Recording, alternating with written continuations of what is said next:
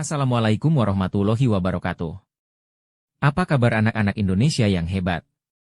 Jumpa kembali dengan Pak Guru, dan pada pertemuan kali ini, kita akan membahas tentang jenis-jenis tulang daun. Ternyata tumbuhan memiliki bentuk dan tulang daun yang berbeda. Ada yang menjari, melengkung, menyirip, sejajar dan sebagainya. Apa saja contoh tumbuhan tersebut? Nah, untuk lebih jelasnya, ayo simak video ini sampai selesai.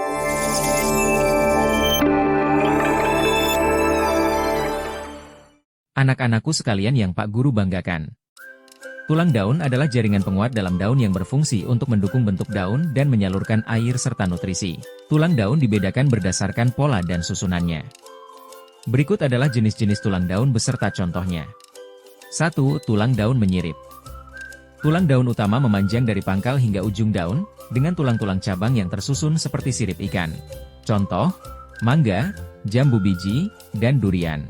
2. Tulang daun melengkung. Tulang utama memanjang dari pangkal hingga ujung daun dengan cabang tulang yang melengkung ke arah tepi daun.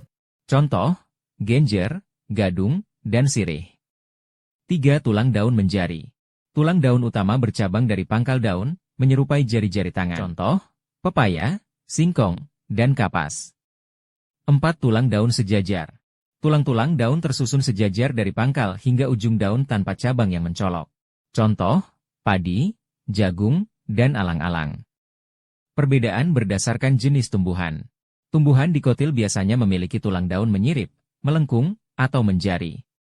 Tumbuhan monokotil umumnya memiliki tulang daun sejajar atau melengkung.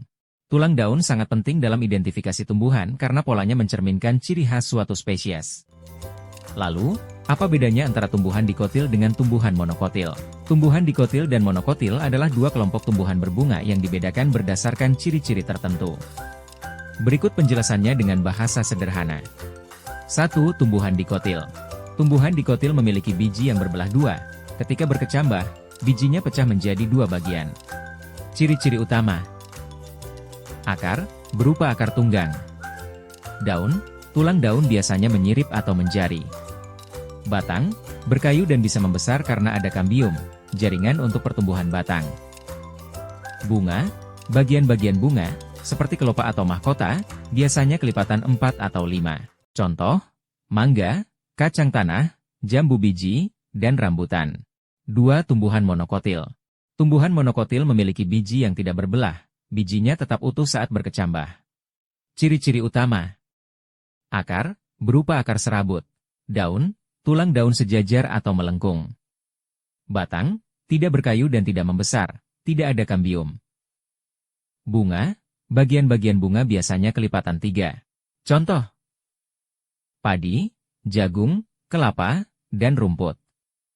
Cara mudah mengingatnya. Dikotil, ed, y berarti 2, maksudnya tumbuhan biji berkeping 2. Monokotil, imono, y berarti 1 artinya tumbuhan biji berkeping 1. Apa perbedaan antara akar serabut dengan akar tunggang? Begini penjelasannya, akar serabut dan akar tunggang adalah dua jenis sistem perakaran pada tumbuhan yang berbeda dalam struktur, fungsi, dan tanaman yang memilikinya. Berikut adalah perbedaan utama antara keduanya. Struktur akar serabut terdiri dari banyak akar kecil yang tumbuh dari pangkal batang dan bercabang-cabang. Sedangkan akar tunggang terdiri dari satu akar utama, akar primer, yang besar dan kuat, dengan akar-akar kecil sebagai cabangnya. Kedua, akar serabut umumnya dimiliki oleh tumbuhan monokotil, seperti padi, jagung, dan rumput, sedangkan akar tunggang umumnya dimiliki oleh tumbuhan dikotil, seperti mangga, jambu, dan kacang-kacangan. Kemudian fungsi utama akar serabut adalah lebih efektif dalam menyerap air dan mineral di lapisan tanah atas, sedangkan fungsi utama akar tunggang adalah lebih kuat untuk menopang tumbuhan besar dan mencapai air atau nutrisi dari lapisan tanah dalam. Kekuatan akar serabut kurang kokoh dibandingkan akar tunggang, karena tidak memiliki akar utama yang besar, dan juga akar serabut tidak terlalu dalam, menyebar di dekat permukaan tanah. Dan terakhir adalah arti kambium. Demikianlah anak-anak pembahasan kita kali ini. Semoga dapat menambah pengetahuan dan wawasan kalian, serta dapat meningkatkan pemahaman kalian terhadap berbagai ilmu pengetahuan untuk meningkatkan prestasi belajar kalian semua. Jangan lupa untuk menyimak video-video lainnya dari Bang Nurdin di channel ini. Terima kasih. Wassalamualaikum warahmatullahi wabarakatuh.